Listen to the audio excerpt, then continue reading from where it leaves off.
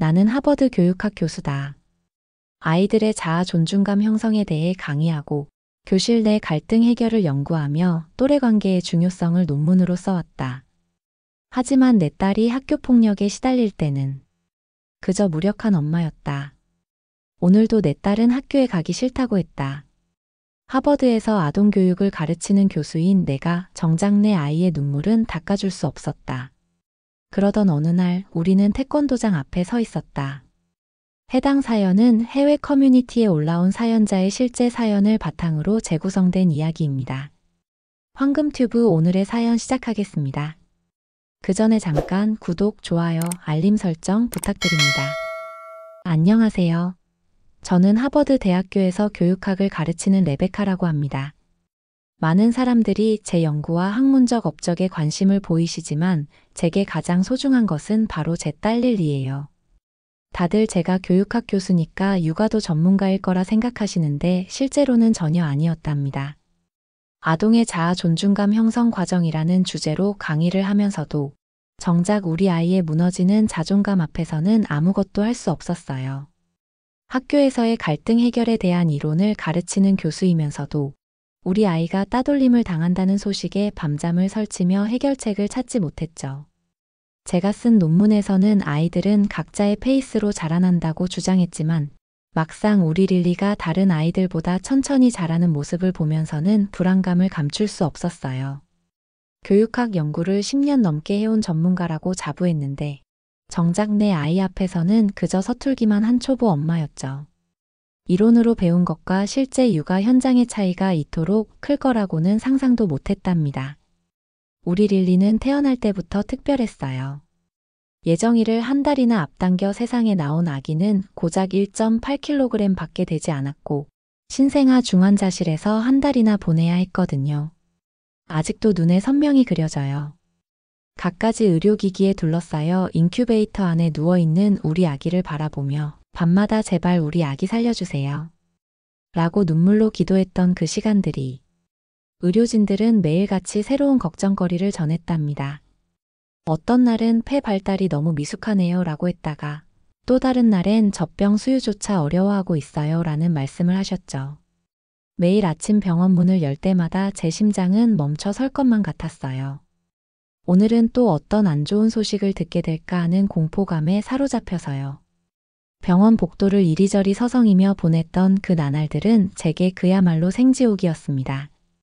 기적적으로 퇴원을 하긴 했지만 릴리의 성장 속도는 계속해서 느렸어요. 첫 돌이 되었을 때도 겨우 6개월 된 아기 정도의 크기였고 소아과 선생님께서 시간이 지나면 자연스럽게 따라잡을 거예요 라고 위로해 주셨지만 또래 아이들과의 차이는 좀처럼 줄어들지 않았답니다. 교육학 전문가로서 저는 발달 지연이라는 전문 용어의 의미를 너무나 잘 알고 있었지만 한 아이의 엄마로서는 그저 속이 까맣게 타들어가기만 했죠. 릴리가 학교에 들어가면서부터 더욱 심각한 문제들이 생기기 시작했답니다. 엄마. 오늘도 소피아가 저를 바퀴벌레라고 놀렸어요. 라는 말을 들을 때마다 저는 가슴이 찢어질 것만 같았어요. 소피아는 반에서 가장 인기가 많은 여학생이었는데 그 아이가 우리 릴리를 놀리기 시작하자 다른 아이들도 하나 둘씩 거기에 동참하기 시작했거든요. 특별히 잊히지 않는 한 사건이 있었답니다. 그날은 릴리가 학교를 마치고 돌아오자마자 문을 세게 닫더니 이불 속으로 숨어버렸어요. 오랫동안 달래고 달래서 겨우 이야기를 들을 수 있었는데 점심시간에 몇몇 아이들이 릴리의 도시락을 가져가서 릴리의 손이 닿지 않는 높은 곳에 던져두었다는 거였죠. 엄마. 난 키가 작아서 거기까지 닿을 수가 없었어. 라며 흐느껴 우는 릴리를 보면서 저는 정말 비참한 심정이었어요. 학교에서 학생들 간의 괴롭힘 예방에 대해 강의하는 교수이면서도 정작 내 딸의 문제는 해결하지 못하고 있다는 자책감에 무너져 내렸답니다. 더욱 마음 아픈 것은 릴리가 이런 괴롭힘을 당하면서도 선생님께 도움을 청하지 못했다는 사실이에요. 나중에야 알게 된 사실이지만 소피아가 선생님한테 말하면 더 심하게 괴롭힐 거야 라며 우리 아이를 협박했다고 하더군요. 교육 전문가인 제가 보기에도 이는 분명한 학교폭력의 전조 증상이었는데 막상 제 아이의 문제가 되고 보니 쉽사리 학교에 신고조차 하지 못하는 제 자신을 발견했답니다. 학교 상담을 시도해보긴 했어요. 하지만 매번 돌아오는 대답은 한결같았답니다. 릴리가 좀 더 적극적으로 친구들과 어울리도록 노력해보면 어떨까요? 라는 식의 말뿐이었죠. 교육학자로서 저는 이런 답변이 얼마나 무책임하고 부적절한지 잘 알고 있었지만 현실에서는 이것 말고는 다른 해결책을 제시받지 못했다는 게 더욱 가슴 아팠어요. 한 번은 운동장에서 있었던 일이 특히 기억에 남아요. 릴리가 다른 아이들이 하는 줄넘기를 보면서 한참을 서성이다가 용기를 내어 한 아이에게 다가갔어요. 나도 같이 해도 될까? 그런데 돌아온 대답은 비웃음과 함께한 냉담한 한마디. 너 같은 건 줄넘기 하다가 줄에 걸려 넘어질 것 같아. 주변 아이들의 웃음소리가 운동장에 퍼졌고 릴리는 그대로 달려와 제 품에 안겨 엉엉 울었어요. 그때 제가 쓴 또래 관계 형성의 중요성이라는 논문이 얼마나 공허하게 느껴졌는지 몰라요. 이대로는 안 되겠다는 생각에 여러 가지를 시도해봤어요. 미술학원도 보내보고 놀이치료도 받아보고 심리상담도 해봤죠.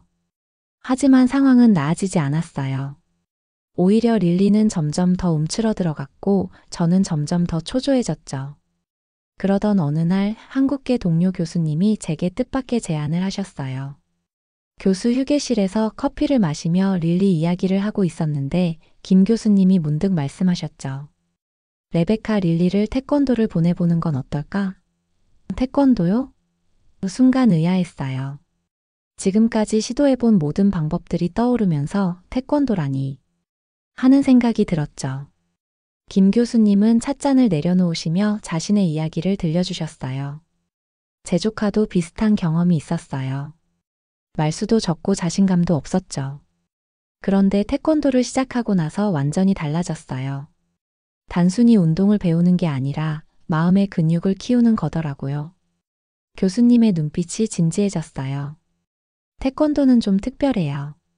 겉으로는 발차기를 배우는 것 같지만 사실은 태권도장에 들어서는 것부터 자신을 이겨내는 법을 배우는 거죠. 한번 보내보세요. 릴리가 자신감을 찾는데 큰 도움이 될 거예요. 솔직히 처음 들었을 때는 반신반의했어요. 릴리가 태권도를? 그렇게 연약한 아이가? 그냥 운동이겠지. 라고 생각했죠. 하지만 점점 더 악화되는 릴리의 상황을 보며 그 조언이 자꾸만 머릿속을 맴돌았어요. 결국 지푸라기라도 잡는 심정으로 집 근처 태권도장을 찾아보기로 했습니다. 태권도장을 찾아가는 날 아침 릴리는 평소와 달리 아프다는 핑계를 대지 않았어요. 오히려 조용히 제 손을 잡고 따라왔죠. 도장 앞에 도착했을 때 밖에서도 힘찬 구령 소리가 들렸습니다. 릴리의 작은 손이 제 손을 꼭 쥐었다 놓았다 하는 게 느껴졌어요. 긴장하는 게 느껴졌지만 달리기 전에 발을 동동 구르는 강아지처럼 설레는 기색도 보였죠. 태권도장 문을 열고 들어서는 순간 저는 눈앞의 광경에 놀라움을 감출 수 없었어요. 상상했던 것과는 전혀 달랐거든요. TV에서 본 것처럼 매서운 분위기도 아니었고 그렇다고 어린이집처럼 어수선하지도 않았어요. 중간쯤 되는 그러면서도 뭔가 특별한 분위기랄까요? 체육관 크기의 넓은 공간에 파란 매트가 깔려 있었는데 그 위에서 다양한 연령대의 사람들이 함께 운동하고 있었어요. 귀여운 유치원생부터 우리 릴리 또래의 초등학생들, 중고등학생, 심지어 저처럼 직장인처럼 보이는 어른들까지. 특이한 건 모두가 같은 흰 도복을 입고 있다는 거였죠. 마치 신분이나 나이의 경계가 사라진 것 같은 느낌이었어요. 안녕하세요. 문을 열자마자 도장에 있던 모든 사람들이 하나같이 밝게 인사를 건네는 거예요. 순간 저는 뭐라고 답해야 할지 몰라 어색하게 안녕하세요 라고 했던 기억이 나네요. 릴리는 깜짝 놀라 제 뒤로 살짝 숨었어요. 하지만 이상하게도 도망가려 하진 않았어요. 태권도장에 들어서는 순간 저를 사로잡은 건 온 공간을 가득 채우는 넘치는 열정과 생동감이었어요. 초등학생들은 짝을 이뤄 하나, 둘. 구령에 맞춰 발차기를 주고받으며 서로를 격려하고 있었고 건너편에서는 어른들이 구슬땀을 흘리며 품새 하나하나를 정성스레 익혀가고 있었죠. 도장 한켠에서는 아이들이 매트 위를 쌩쌩 달리며 태권, 우도 하고 힘찬 기합을 외치는데 그 활기 넘치는 모습 속에도 분명한 규율이 느껴졌답니다. 시끌벅적하면서도 질서정연한 이 특별한 공간의 에너지가 저를 설레게 했어요. 마치 이곳에 오면 누구든 새로운 힘을 얻을 수 있을 것만 같았죠. 자, 그만. 관장님의 호루라기 소리가 울리자 마법처럼 모든 동작이 멈췄어요. 순식간에 모든 수련생들이 열을 맞춰 도열했는데 마치 오케스트라 지휘자 앞의 연주자들 같았어요. 더 놀라운 건 방금 전까지 제잘제잘 떠들며 장난치던 꼬마들도 허리를 꼿꼿이 펴고 서 있다는 거였죠. 어서 오세요. 30대 초반으로 보이는 젊은 관장님이 우리에게 다가왔어요. 잔잔한 미소를 띤 얼굴이 인상적이었는데 깔끔한 도복 차림에서는 왠지 모를 카리스마가 느껴졌어요. 릴리 맞죠? 와줘서 고마워요. 관장님이 릴리의 키에 맞춰 몸을 낮추며 말을 걸자 릴리는 수줍게 고개를 끄덕였어요. 상담실에서 릴리의 상황을 설명하는 동안 관장님은 진지하게 경청해 주셨어요. 다른 선생님들이 흔히 하던 노력이 필요하네요. 같은 식상한 조언 대신 구체적인 이야기를 해주셨죠. 태권도는 그저 주먹을 휘두르고 발을 차는 운동이 아닙니다. 관장님의 묵직한 말씀이 제 가슴에 깊이 와닿았어요. 우리 아이들은 여기서 자신의 몸을 다스리는 법을 배우면서 자연스럽게 마음의 힘도 키워가게 됩니다. 지금 릴리가 마주한 어려움들, 그 모든 것이 넘을 수 없는 큰 산처럼 보이겠지만 우리가 함께라면 한 걸음씩 차근차근 그 산을 넘어갈 수 있을 거예요. 관장님의 진심 어린 목소리에는 수많은 아이들을 가르치며 쌓아온 경험과 믿음이 담겨 있었죠. 그 말씀을 들으니 왠지 모를 안도감이 느껴졌어요. 마치 긴 터널의 끝에서 희미한 빛을 발견한 것처럼요. 관장님은 릴리에게 일주일 동안 자유롭게 도장을 구경하고 수업도 참관해보라고 하셨어요. 무료로요. 서두르지 말고 천천히 살펴보세요. 릴리가 준비됐다고 느낄 때 시작해도 늦지 않아요. 그날부터 저희는 매일 태권도장을 찾았어요. 처음엔 그저 구경만 했죠. 릴리는 매트 한쪽 구석에 앉아 다른 아이들의 수련을 지켜봤어요. 놀라웠던 건 누구도 릴리를 이상한 눈으로 보거나 놀리지 않았다는 거예요. 오히려 수업이 끝나고 나면 아이들이 먼저 다가와 말을 걸었죠. 안녕. 나는 사라야. 너도 태권도 배우러 왔어? 우와, 내 머리핀 예쁘다. 나도 분홍색 좋아해. 내일도 올 거야? 내일은 재미있는 게임도 한다던데. 특히 기억에 남는 건 둘째 날이었어요. 한 여자아이가 물병을 들고 릴리에게 다가왔거든요. 물 마실래? 물 마시고 나랑 놀자. 그 따뜻한 말 한마디에 릴리의 눈이 반짝였어요. 집에 돌아오는 길에 릴리가 처음으로 태권도를 배우고 싶다고 말하더라고요. 엄마, 태권도 계속 다닐까? 그 말을 듣는 순간 저는 직감했어요. 뭔가가 시작되려나 보다 하고요. 일주일간의 참관이 끝나고 릴리는 정식으로 수련을 시작했어요. 처음에는 도복 입는 것부터 허리띠 매는 것까지 모든 게 어색했지만 하나씩 배워나가는 모습이 진지했어요. 같은 동작을 수십 번씩 반복해도 불평 한 번 없었죠. 수업은 항상 재미있는 준비 운동으로 시작됐어요. 관장님이 특별히 고안하신 게임들이 있었는데 그 중에서도 모여라 게임이 인상적이었어요.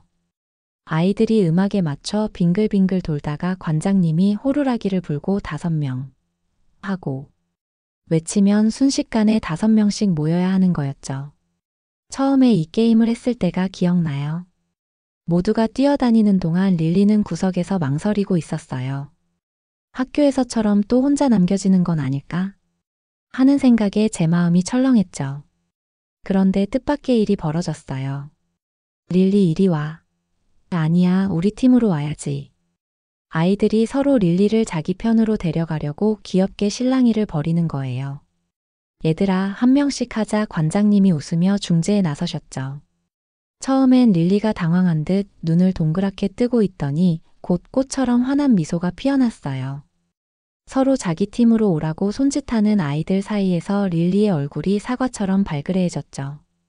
마치 인기 스타라도 된 것처럼 두 팀 사이에서 환영받는 릴리를 보며 저도 모르게 웃음이 나왔어요.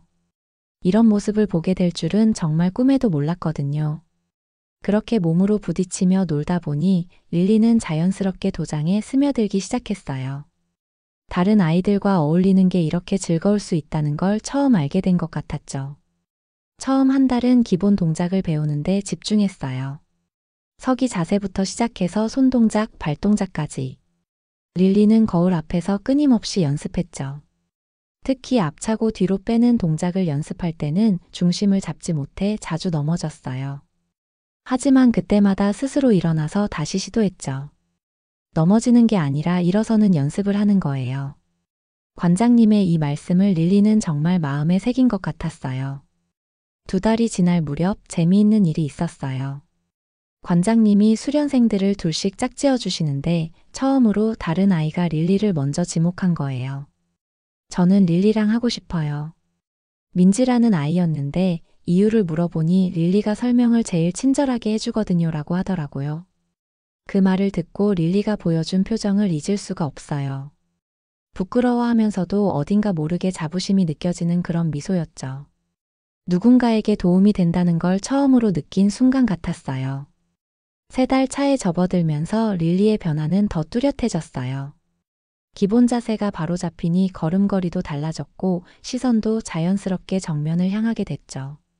릴리가 허리를 더 똑바로 펴고 다녀요. 담임 선생님의 말씀을 들으며 새삼 놀랐어요. 태권도에서 배운 자세가 일상생활에서도 자연스럽게 배어나오고 있던 거죠. 하지만 가장 큰 변화는 다른 곳에서 찾아왔어요.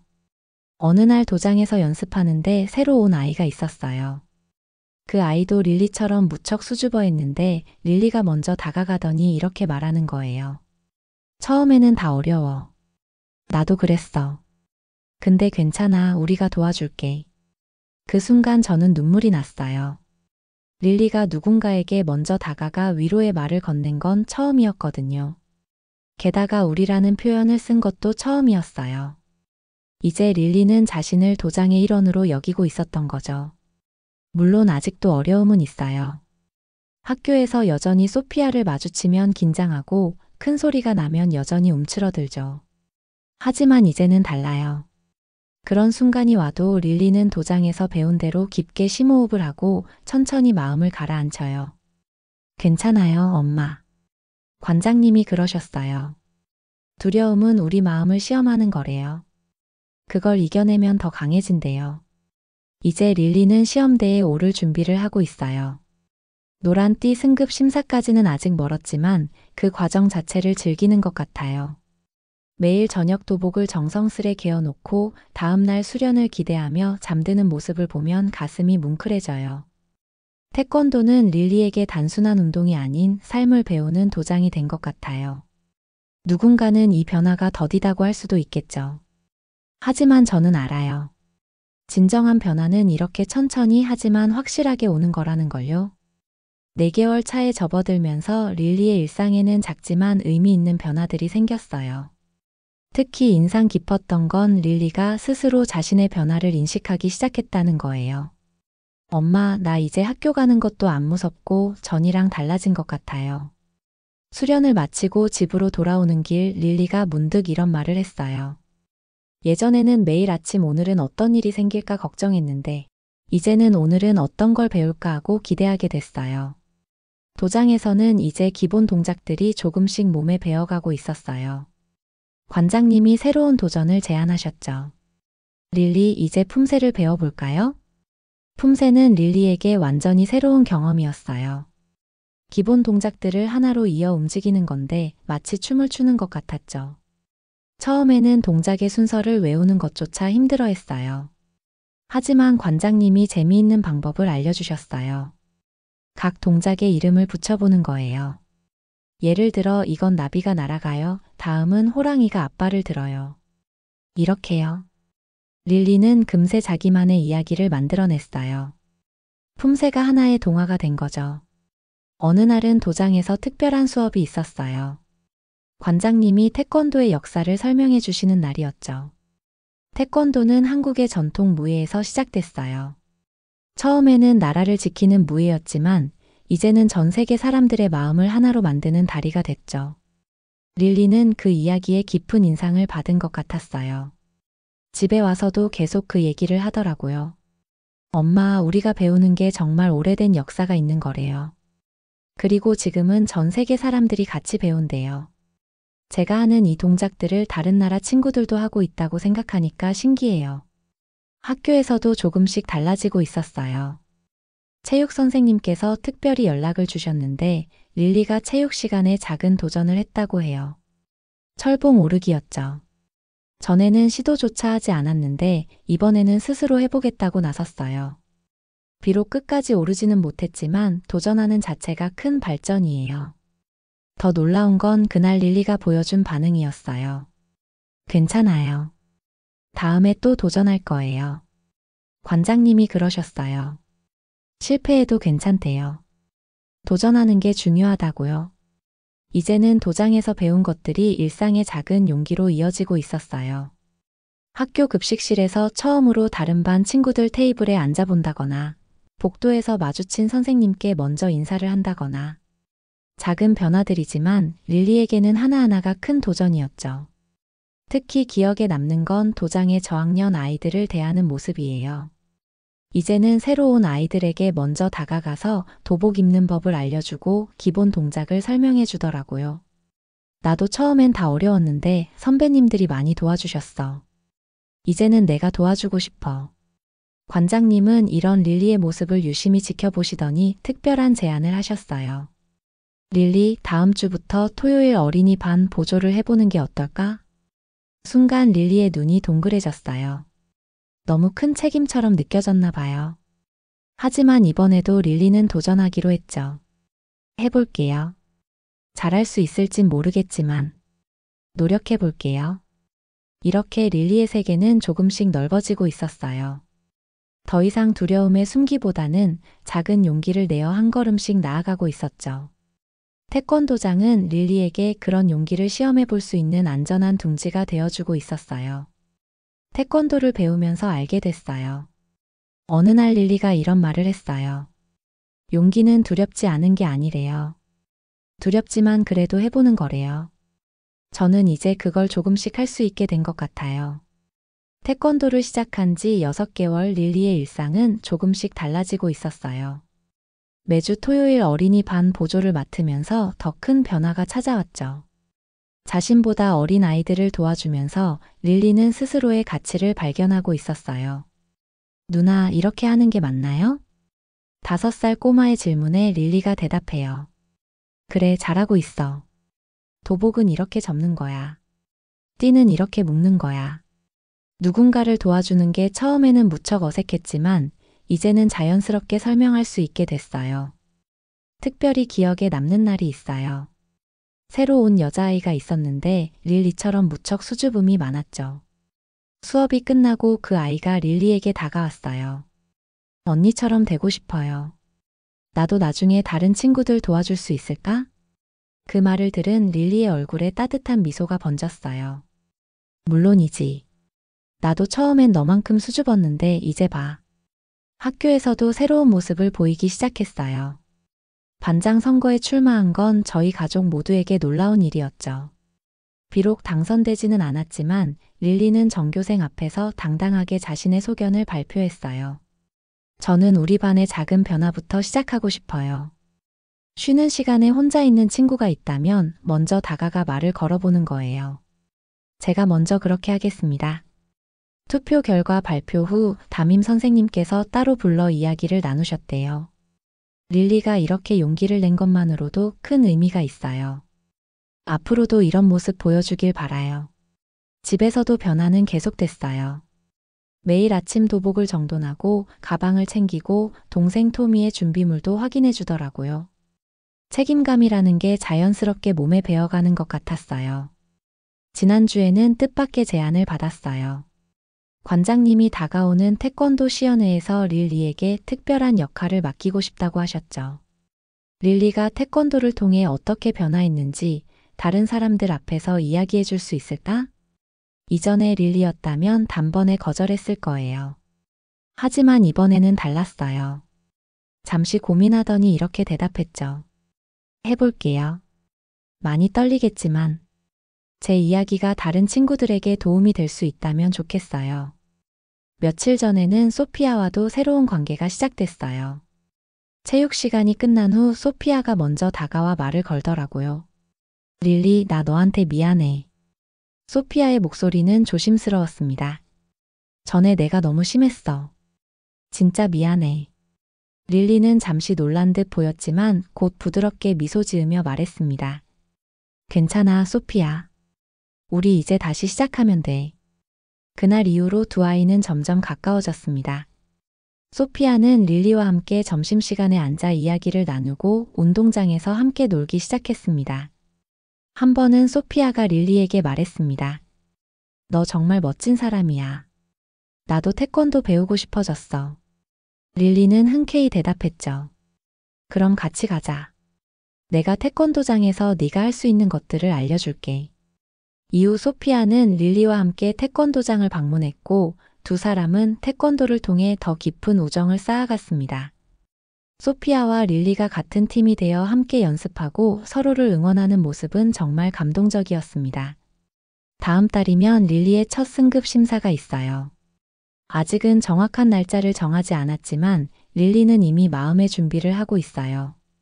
매일 저녁 거실에서 기본 동작을 연습하고 품새를 되풀이하죠. 떨려요, 엄마. 하지만 괜찮아요. 이제 저는 실패해도 다시 일어설 수 있거든요. 그리고 우리 가족에게 특별한 계획이 하나 더 생겼어요. 여름방학에 한국을 방문하기로 한 거예요. 태권도의 본고장에서 더 많은 것을 배우고 싶다는 게 릴리의 소원이었거든요. 매일 저녁 한국어 인사말을 연습하는 릴리를 보며 생각했어요.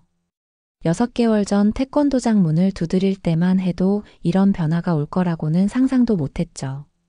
하지만 이제 저는 알아요. 이건 끝이 아닌 시작이라는 걸. 릴리의 진짜 여정은 이제부터라는 걸요. 여러분, 레베카와 그녀의 딸 릴리가 태권도를 통해 겪은 특별한 이야기 어떠셨나요? 처음에는 작고 연약한 아이로 학교 생활에 어려움을 겪던 릴리가 태권도를 만나면서 완전히 다른 아이로 변화했죠. 특히 인상적이었던 것은 도장에서 배운 자세와 마음가짐이 일상생활로 이어진 모습이었습니다. 기본 동작을 연습하며 자신감을 키우고 품새를 통해 집중력을 기르고 후배들을 가르치며 책임감도 배웠죠.